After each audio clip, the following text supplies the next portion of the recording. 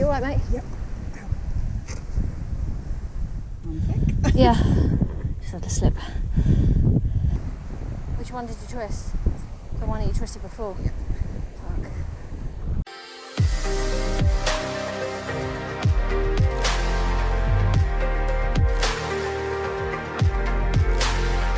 Hi everyone, Vicky here. Currently recording in my very messy greenhouse with our little punching body double behind me, so excuse the messiness. Jenny asked me if I would record a video about my injury. It's been a little while now, I think almost 5 weeks, something like that, since I did it. I'm still not back to normal. The video that Jen did recently about injuries and carrying on being active throughout injury, I found it really interesting, and it's something that I have been trying to do as well. See, I've been on a couple of Jenny's videos, but what you wouldn't have known is I was already injured.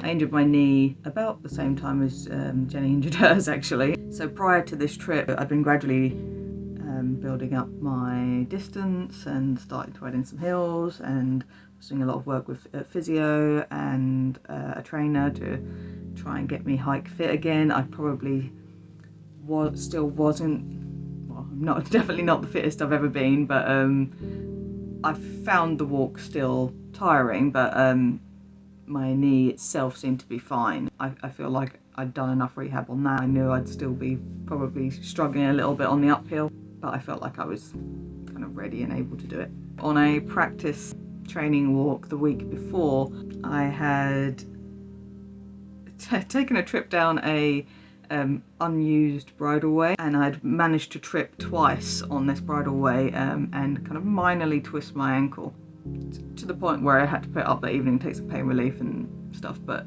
I felt like it was okay by the next week.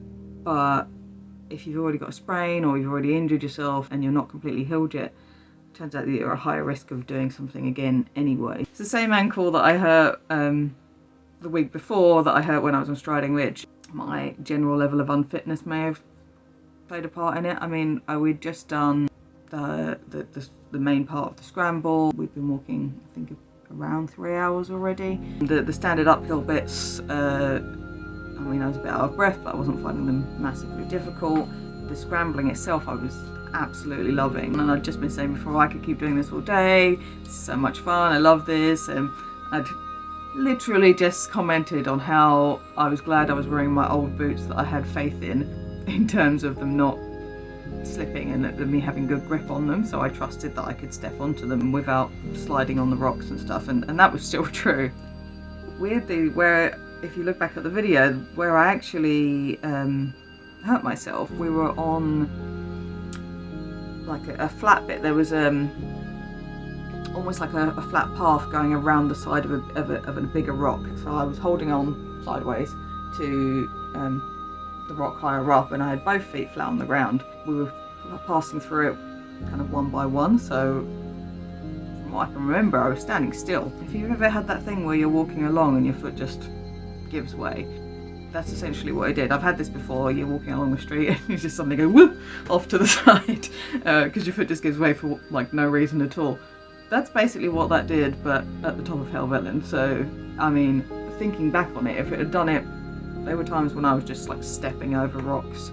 If it had done it at a point where I was just landing on it, I think things could have been much worse. The fact that I was stood still and I was holding on with my hands is probably a blessing. And having spoken to my physio about it afterwards, he said if you hadn't have been wearing boots, he thinks I probably would have completely torn the ligaments in my foot and I wouldn't have been walking at all. So that would have been helicoptering me down off the mountain, which would have been a bit more embarrassing. When I first did it, it really hurt. As you see on the video, I hop back and I sit down. I sat there for a little bit, I calmed down a bit. I did a few like test circles on it. Didn't feel like I'd done anything particularly bad to it. I thought I'd just mild twisted it. carried on with the final whip of the scramble. I guess adrenaline and stuff was taking place there. I was able to continue the final ascent up to the top. It was actually once we stopped climbing and we were at that very top section, which had flattened out a bit. As I started walking on that, I was really struggling. I was like, oh, this actually really hurts. I took my shoe off, which was probably a bad idea. I had an emergency ice pack in my first aid kit, so I iced it, I put it up while we were having our lunch, and then painfully put it back into my shoe. The down climb was horrible. I'm barely getting down. I'm a lot more sitting than I was. But again, I still had my boot on, so it was giving me support. And once we got off the scramble, I was able to use my poles to support me for the rest of the walk down. It didn't seem that bad that day, to be honest. It wasn't really until I woke up the next day and I had a big ball swelling on the side of my ankle the size of an orange, and my whole foot was swollen up and I couldn't put any weight on it without like kind of tears coming to my eyes. I realised I'd possibly done a bit more than twisted it. We did go to urgent care the next morning. They advised me actually I could go to a different hospital, but they said they were happy for me to wait and go to hospital when I got home, and I was able with crutches to then kind of hobble around. I think actually it continued to get worse, which I've been told is quite common, that sprains carry on getting worse for kind of 48 hours afterwards. And once I took the support dressing off, it was still really painful, really swollen, it was really bruised as well. In fact, my mum came round, took one look at it and went, that's got to be broken, we should go to A&E. Very bad sprain. Now, a sprain is always ligament damage, usually it's just a stretch. I have since been to physio, and with how swollen it was even weeks later, he said he doesn't have magical MRI fingers, but he's as sure as he can be without an MRI that I have some, at least small tears in the ligaments in my foot, which is why it's taken so long to heal. The major impact that kind of had for me was that I was supposed to be walking the West Highland Way. Everything was planned, all booked trains, all my bags were packed, all ready to go. Not a chance I could do it. Couldn't walk without crutches. Kind of, I kept thinking, it'll get better, and I was waiting and waiting and waiting. Didn't actually cancel it until the very last second. And I kind of had to admit there was no way I was going to be able to walk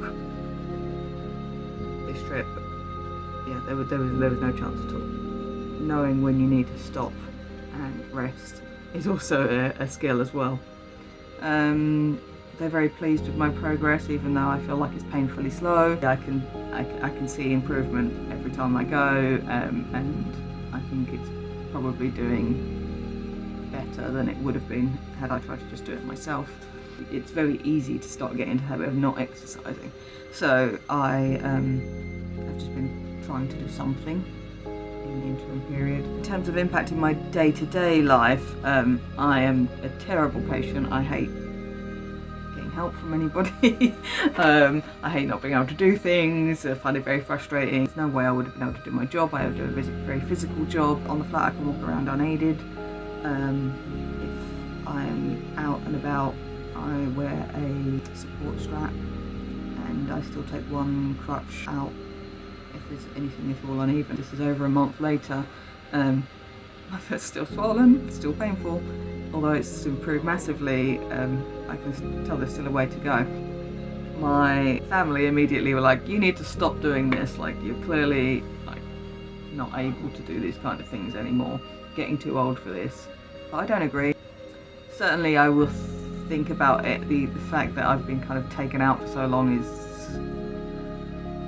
frustrating, and you kind of have to think about the impact that any activity you're doing, if you get injured, what's it going to do to your daily life. But I mean, you could get injured on walking around the shops. I mean, what I did was something that, like I said, happens to me when I'm walking around. So I'm not going to be giving up walking.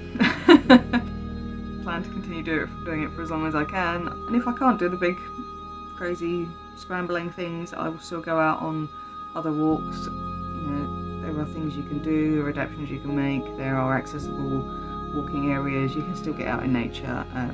I'm never going to stop doing this kind of thing. I may pick and choose my routes a bit differently, but for now this is a temporary injury. This isn't anything that's going to stop me other than in the short term, so hopefully you'll see me around again. by from my slightly noisy, messy greenhouse. And my chickens in the background. Hopefully I'll see you out there on adventures very soon.